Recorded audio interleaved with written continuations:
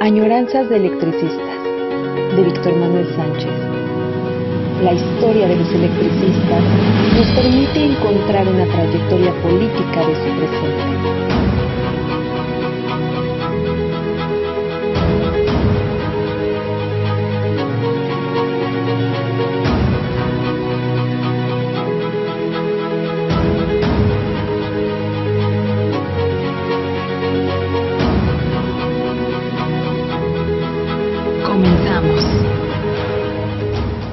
Buenos días, buenas tardes, porque el programa se transmite por las tardes, aunque solemos decir buenos momentos, porque ustedes lo pueden ver a la hora que tengan tiempo, que puede ser por la mañana, por la tarde, por las noches, o los desvelados, por supuesto.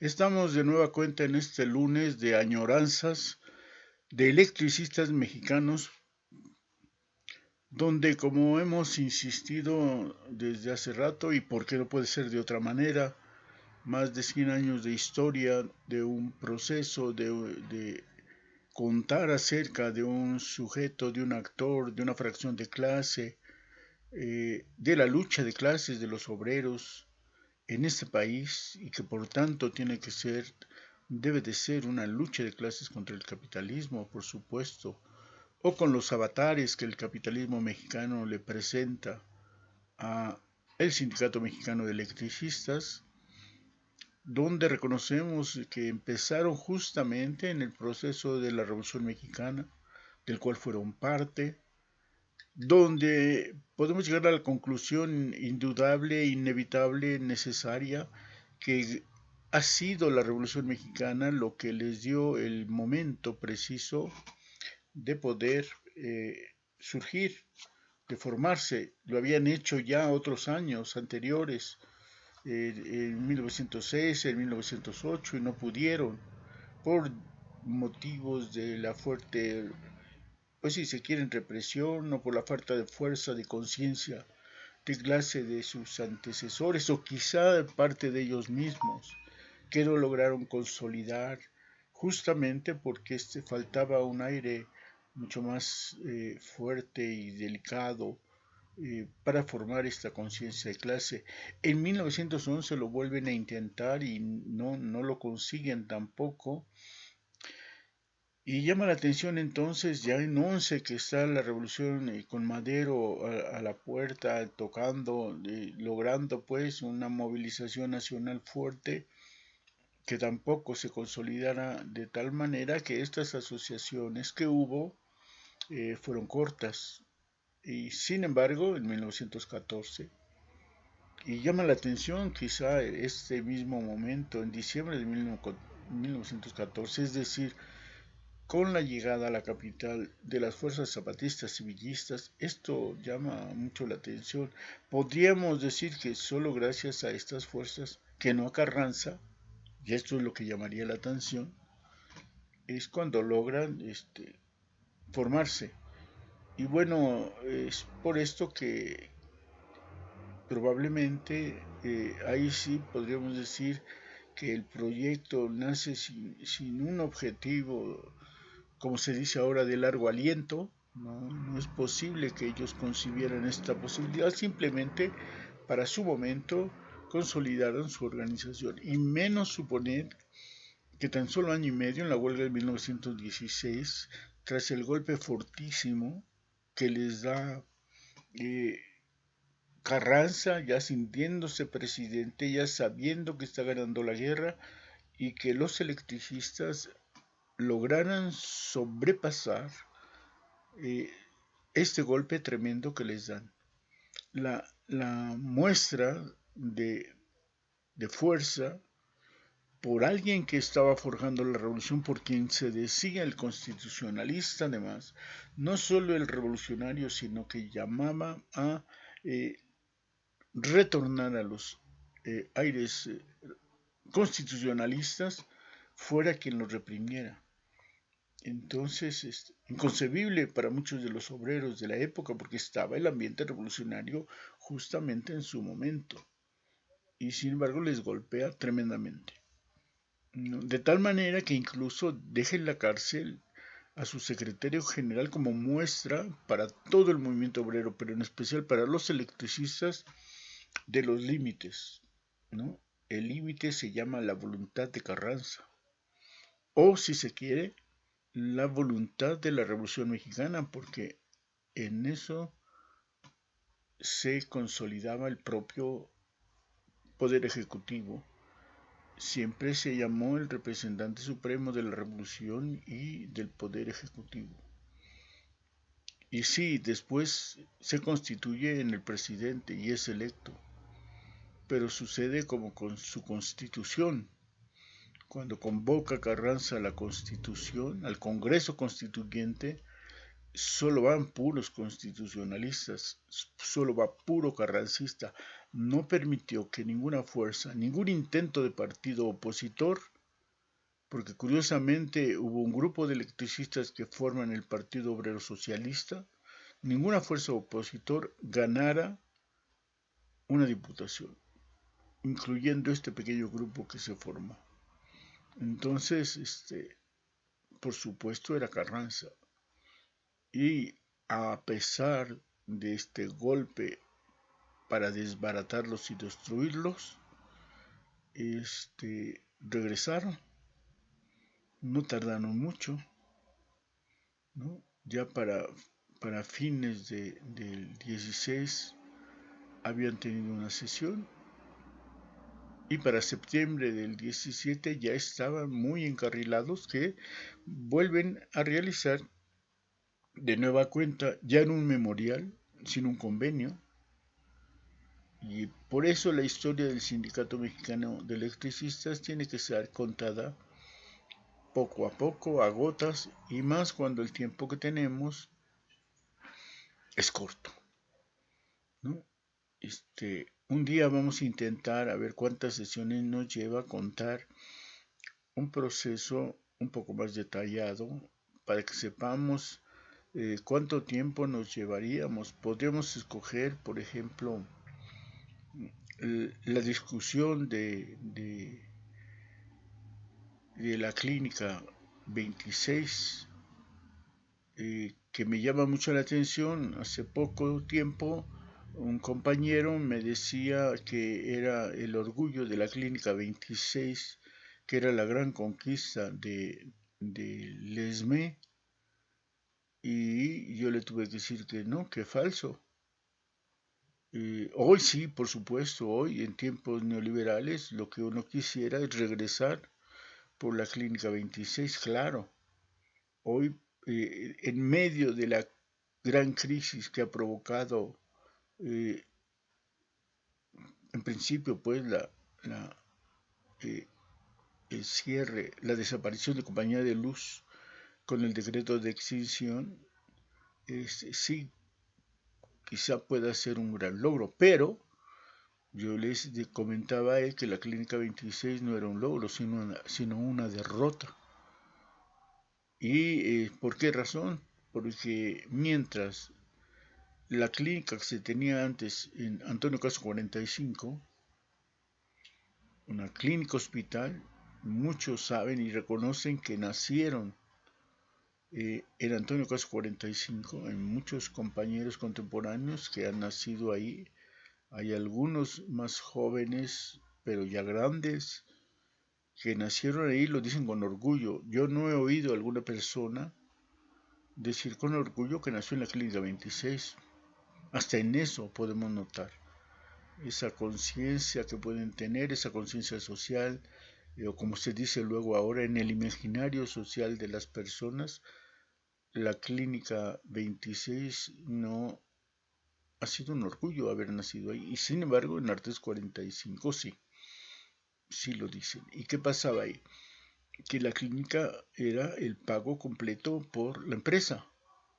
Era un hospital clínica con dos características principales que todo el mundo reconoce. La principal, pues, que abunda en todos los compañeros, es haber nacido ahí. Es decir, tenía una maternidad. Ahí se atendía la mayor parte de esposas o las trabajadoras que llegaron a ser madres y fueron atendidas en la clínica y con orgullo, insisto, muchos lo dicen. Y además tenía la atención de las quemaduras por electricidad, obvio, tenía que ser el mejor hospital en quemaduras por electricidad, que son especiales, o por lo menos diferentes. Las quemaduras en general son muy riesgosas y de peligro. Y entonces no se puede comparar una clínica que paga completamente la empresa a una clínica que es pagada por tres, como les dicen ahora, sectores. La patronal, el patrón, que en su caso era el Estado, los trabajadores y la empresa. Curiosamente, para estos tiempos, los tres elementos, el Estado son los impuestos, los trabajadores pues ya participaron con los impuestos y la empresa pues debería de pagar todo. El logro de la gran conquista en los 40 del Seguro Social es haber transformado la constitución de que se pague el 100% por parte de la empresa de la medicina, los hospitales y la atención, a que pague un tercio. Y bueno, hoy, en tiempos neoliberales, dice que paguen los tres sectores. En fin, el tema que vamos a tratar hoy es de los 70, este pequeño estatutos del SUTER. Y lo vamos a comentar un poco, quizá no nos dé tiempo de todo. Este es un estatuto de 1976.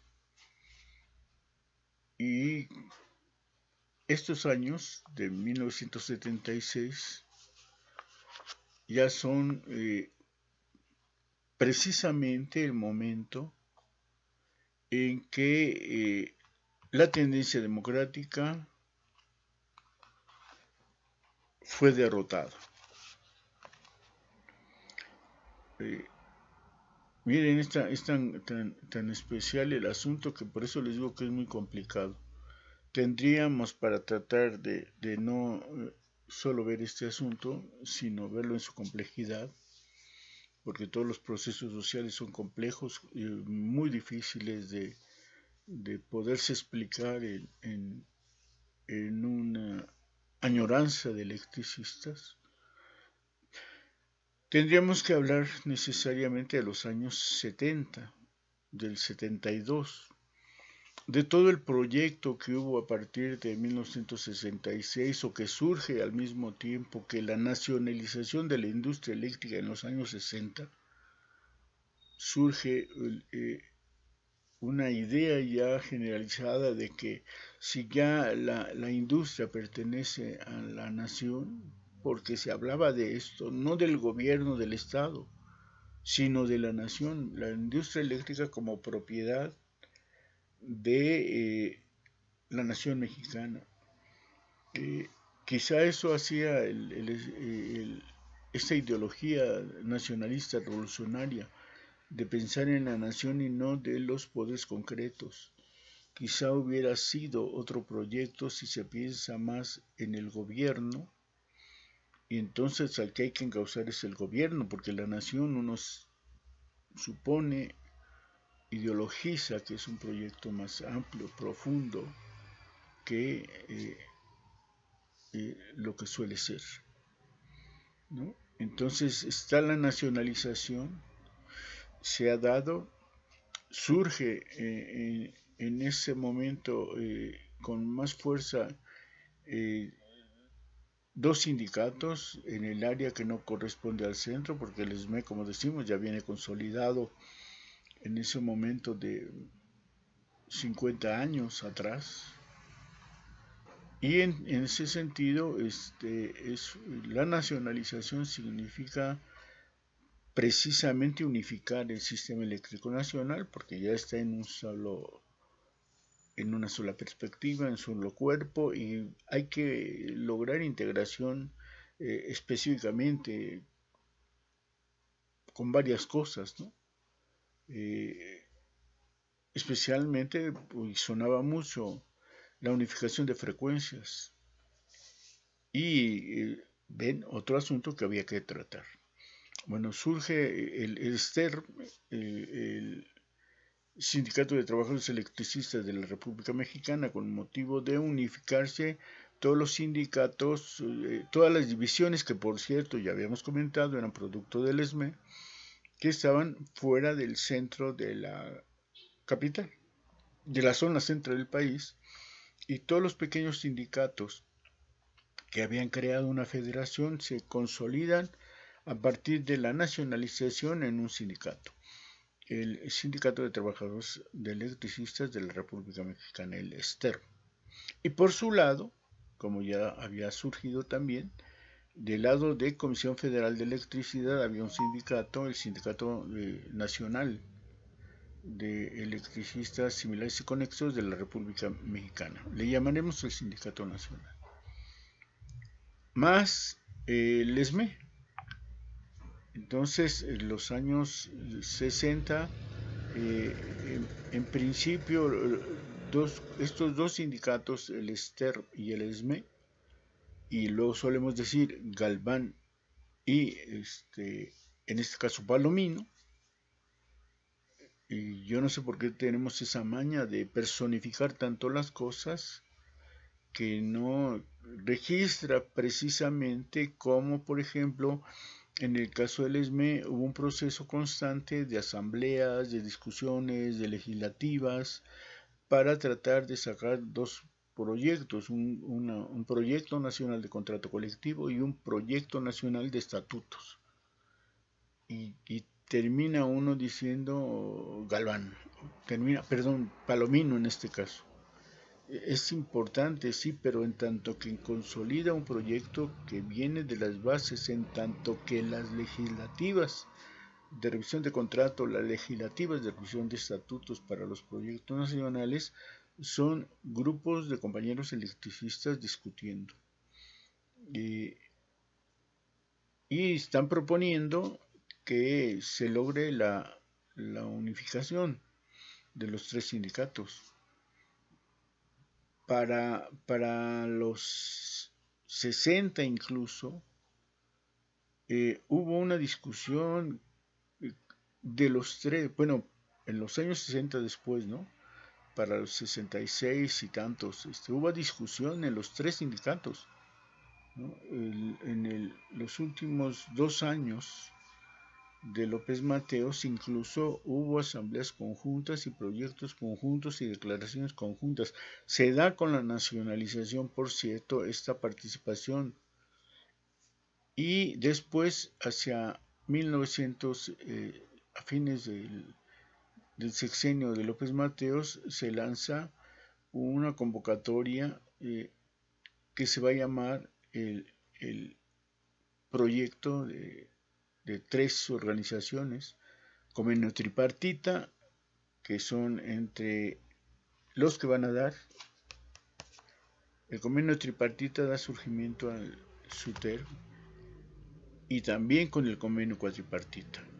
El convenio cuatripartita ya incluye al ESME y sin embargo no se logra consolidar junto con el ESME, por lo cual la unificación en 1972 entre el STER y el Sindicato Nacional, entre el STER y el Sindicato Nacional, se produce el Sindicato Único de Trabajadores Electricistas de la República Mexicana.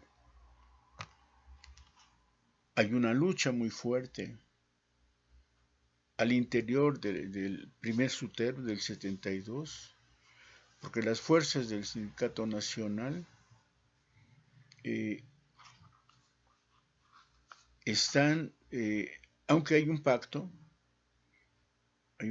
donde, y les anuncio que parece que no voy a llegar a leer más que algunas cosas pequeñas, ya nos vamos a llevar 2 programas mínimos, y da cuenta clara de que no podemos simplemente tratar los asuntos de manera sencilla. Y no puedo llegar y ya leer, no se puede. hay que ver, incluso la lectura del propio texto va a ser complicada. Pero bueno, el convenio al que llega a formar el SUTEP es uno sencillo, parece un pacto adecuado para llegarse, y era el siguiente: a la hora de consolidar el SUTEP, había en cada provincia, en cada estado de la República, fuerzas de los dos sindicatos, de Comisión Federal y de la American Phone Company, digamos, o como ya son dos de la CFE, la Fuerza Nacional y la Fuerza del Estero. El pacto era el siguiente: cuando había una mayoría de trabajadores del Nacional, quien iba a tener la Secretaría General de esa sección sería del Nacional, y la Comisión de Vigilancia la tendría el Estero. Donde fuera al revés, si habría más trabajadores pertenecientes al Estero, ellos obtendrían la Secretaría General, y los del Nacional la Comisión de Vigilancia. Empieza a haber problemas si no se empieza a acatar, en principio, principalmente por las fuerzas del Sindicato Nacional, de Francisco Pérez Ríos. No quieren pactar, acordar y someterse al pacto, y por ese motivo va a surgir la tendencia democrática, que va a luchar porque se acate los acuerdos que tuvieron cuando el surgimiento. Esa tendencia democrática va a luchar permanentemente por esta situación. En 1976, cuando surge estos estatutos, la tendencia democrática ya fue derrotada, y precisamente surgen estos estatutos consolidando la fuerza del Sindicato Nacional. Justamente hay dos cargos, históricamente siguen, bueno, de uno de ellos, supongo que los dos, José Aceves Pozos, que va a ser secretario de Relaciones Obreras, y Víctor Manuel Carreto Lara, son dos de los cargos que tienen los viejos fuerzas del Estero. No hay más, el resto ha sido derrotado y han sido expulsados. Y bueno, vamos a comentar este tipo de situación. Estos sindicatos, bueno, tendríamos que hacer otra historia de nueva cuenta, les digo que es muy complicado, de estas luchas, de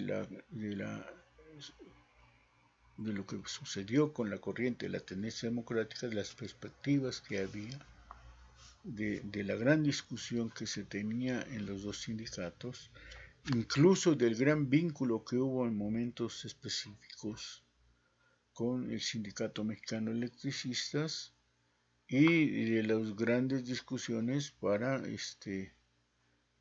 no seguir trabajando con el SUTEP, ¿no? A mí me llama mucho la atención, y lo voy a comentar, aunque todavía no empecemos con esto, y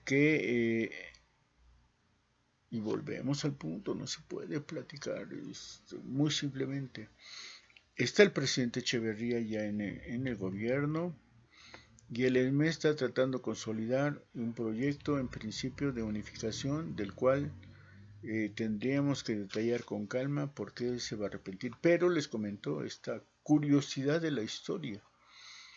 Llega a la presidencia Luis Echeverría Álvarez, y eso trae a la memoria inmediatamente esos apellidos, porque en periodos de Juan José Rivera Rojas, el jefe del jurídico del ESME, estos apellidos estaban ahí.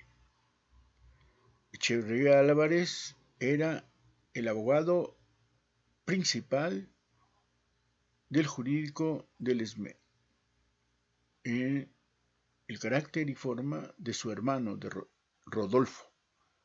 Rodolfo Echeverría Álvarez fue durante un buen tiempo el jefe del jurídico, a tal grado que incluso todo conocido él como Rodolfo Landa, un actor de películas ya en ese tiempo, a tal grado estaban involucrados que justo la fuerza, los consejos que el ESME tiene para con Rodolfo, y Rodolfo en el papel de ser actor, logran, invitan, consolidan un proyecto sindical, la ANDA, Asociación Nacional de Actores, y surge la ANDA al calor, fuerza, sombra, apoyo, solidaridad del ESME.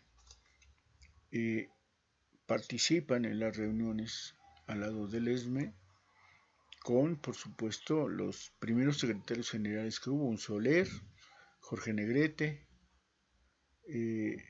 Cantinflas, Rodolfo Landa, y no puedo más que pensar que ese vínculo que se forja durante años en el ESME con los actores, y donde por supuesto el hermano de Rodolfo iba y estuvo presente tanto recorriendo las instalaciones como apoyando. Su hermano era abogado también, por supuesto. Quizá de ahí le nace ese proyecto por ser y consolidarse con su abogado. El hermano Luisito, quizá le decían Huicho, va al ESME, sabe del ESME, sabe del proyecto sindical de la ANDA, y llama la atención entonces que el proceso de unificación que se da, llegó en un momento, por ejemplo, en 1975, que se hace el primero de mayo muy grande, muy fuerte, muy sólido. Participa la tendencia democrática adentro de las filas, porque eso fue el acuerdo. Llegan los del ESTERP y se cuelan cuando ya está en formación el SUTERB, como tendencia democrática. En las filas del 1 de mayo van compañeros en medio de las filas del ESME, como tendencia democrática. ¿Quién es el presidente? Luis Echeverría Álvarez. La hipótesis es que algo tuvo que ver aquella vieja relación con las nuevas fuerzas, porque de repente un buen día el ESME deja de apoyar. En 75, en el 1 de mayo, revisen los periódicos, es magnífico la presencia de la tendencia democrática, pues, en ese 1 de mayo. Y bueno, hay una magnífica presencia, una consolidación de que las fuerzas de la tendencia democrática van a consolidar su proyecto. Sin embargo, al año siguiente ya no. Para cuando se forman estos estatutos en noviembre del 76, la tendencia democrática ya no era partícipe de las fuerzas constitucionales. Y tendríamos que hablar de esta lucha y de un proyecto, de cuál proyecto, del que manejaba la tendencia democrática, pero está concentrada excelentemente como el proyecto ideológico del nacionalismo revolucionario, que tendríamos que hablar de esto. Bueno, ya no pudimos. Se nos va a acabar el tiempo el día de hoy sin haber tratado el asunto. ¿Qué es lo que quiero que veamos con estos estatutos? ¿No?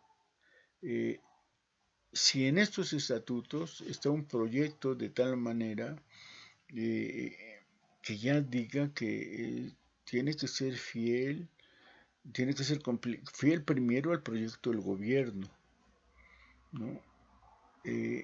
Yo siempre he discutido el asunto del nacionalismo revolucionario porque lo que más se nota en esta propuesta es de una absoluta alianza, por no decir sumisión, alianza al gobierno de la República. Y esto es lo que habrá que ver. Siempre hemos dicho que el SUTERP es un sindicato charro. ¿Estará aquí el charrismo? Ahorita que veamos algunas cosas someteremos. O estará una alianza fuerte y sólida con el gobierno en turno, con el presidente. En este caso a lo mejor es no un sindicato al servicio o aliado con el presidente en turno, y por eso puede resultar lo que resulte. Entonces, ahora nos va a tocar ver, teniendo en cuenta, insisto, teniendo en cuenta que ha habido desde el 60, ¿no? Primero una década de formación de una Central Nacional de Trabajadores que llevaban como proyecto el ESME y el ESTER, la CNT, que pretendía democratizar a todos los sindicatos electricistas del país. Y que, por cierto, era un buen momento para lograr el sindicato único y no fueron, si se quiere, vorazmente por el contrato de la CFE. No lo hicieron, no sabemos por qué. A cambio de eso, combatían a la CTM y querían crear una central nacional a nivel de desechar, acabar con la CTM. En ese proyecto trabajaron mucho. Después de eso viene el gran trabajo por unificar los sindicatos electricistas.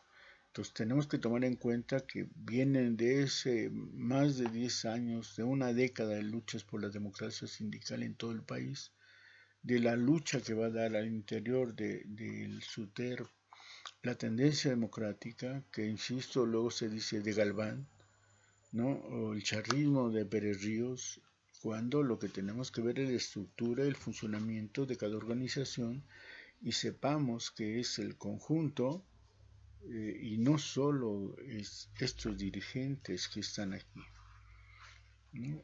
Bien, entonces se van a dar cuenta que ya nos queda poco tiempo y solo les voy a leer parte de la declaración de principios que dice: los trabajadores mexicanos afiliados al SUTER aceptamos y sostenemos como principios básicos y fundamentales de nuestra organización sindical los que se refieren a la unidad del proletariado nacional para contribuir al desarrollo integral de la nación, en la justicia social, que garanticen el bienestar total de la población mediante el esfuerzo compartido, sin asomo de privilegios para minorías representativas de grupos nacionales o extranjeros que deformen nuestra tradición histórica o que impidan la realización de la independencia económica, social y política de México. Se me acabó la ignorancia de electricista. Continuamos dentro de 8 días. Hasta la próxima.